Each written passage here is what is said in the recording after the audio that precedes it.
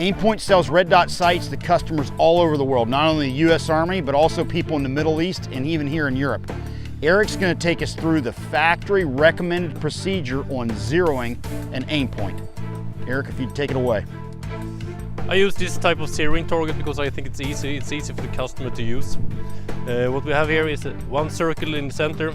There you should aim. You should put your red dot in here. And that is the only time when I will tell you today, Larry, that you should have as small dot as possible, so you really can center it. Otherwise, it always should be oversized. You aim here, and the goal is that we should have the impact close to this small circle down here with the ballistic we have with this weapon. And this is a zeroing target for 25 meters. Yeah, we will use it at 25 meters. And very similar to the one I've always used, historically speaking, is aim here at 25 and you want to hit about 2 inches low in the United States. And then what I tend to do is take my students back to 100 or 200 or whatever to confirm that zero. Is that something you recommend to do? Yeah, when you have been shooting at the 25, go up to 50, and then 100, 150, 200 meters. So you see that you really have the 200 meter zeroing. Right. So you take it back in kind of a stair-step fashion. Yeah. Good deal. We're going to go back and light up a G36 with a micro coming up. All right, we don't want to take anything for granted. I'm going to have Erik, subject matter expert here, take us through mounting a micro the Aimpoint way.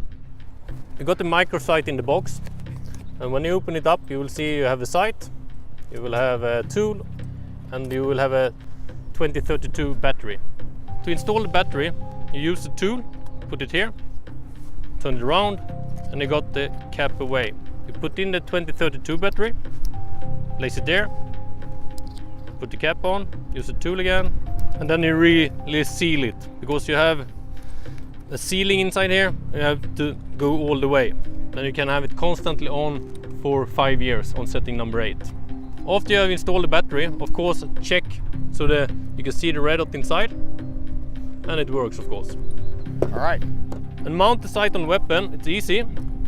I use the Allen key, the tool that I have in the box. I open it up, and I put it on.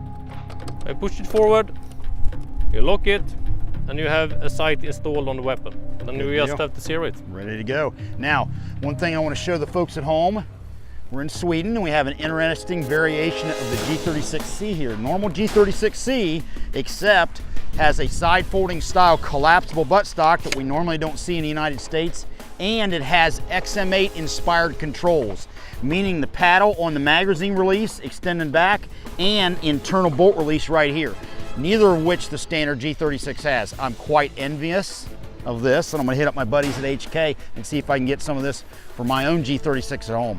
Fixing to go hot and zero the micro.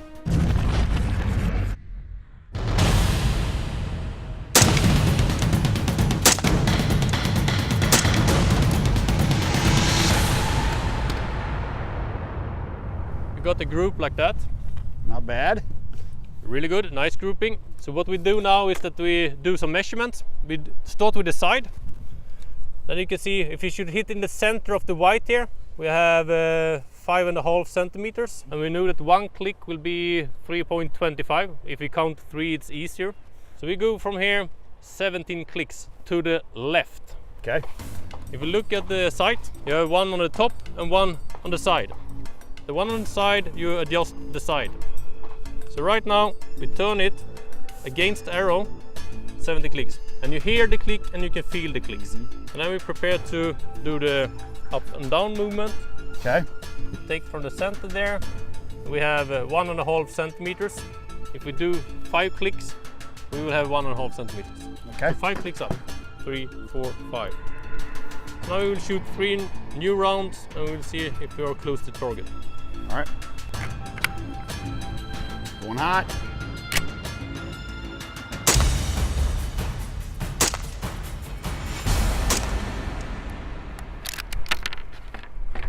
First and third one broke pretty good. Second one was a little bit off. How's the group look?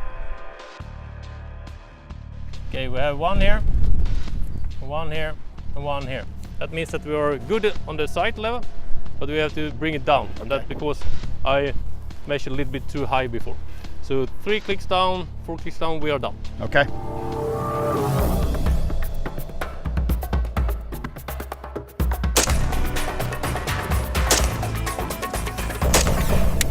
First two broke clean, last one broke just a little bit left. Now we are in the circle. Good deal. We can say that we have a good zeroing to start 50 meters, 100, Right. 150. Push it back as far as you can. Yeah. Nice. Very similar to the approach I use. Yep. Well, I generally like to use 5-shot groups, but it works real well. And it's important that you actually try the ballistics out after 25 meters. Everything will just grow.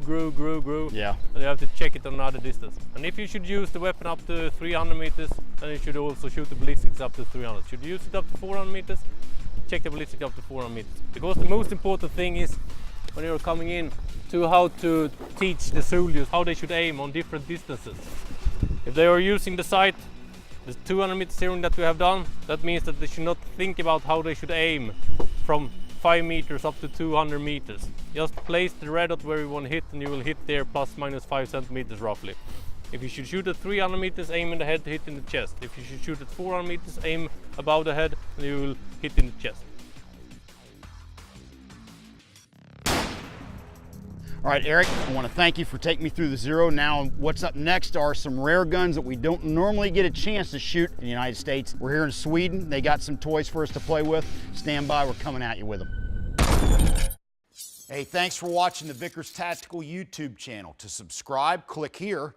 And to watch some of my favorite videos, click here. Have a good one. LAV out.